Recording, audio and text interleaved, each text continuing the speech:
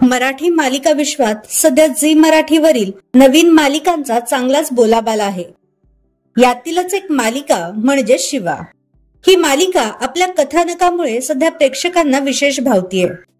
दरम्यान आता मालिकेच्या चाहत्यांसाठी नुकतीच एक मोठी बातमी समोर आली आहे, कारण आता ही मालिका प्रेक्षकांना शनिवारी पाहायला मिळणार नाहीये।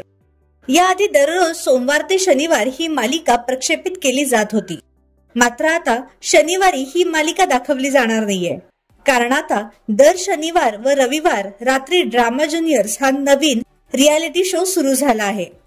त्यामुळे आता इथून पुढे शिवा मालिकेचे दर शनिवारचे भाग दाखवले जाणार नाहीत। तर तुम्ही दर शनिवारी शिवा या मालिकेचा भाग पाहणं मिस करणार का?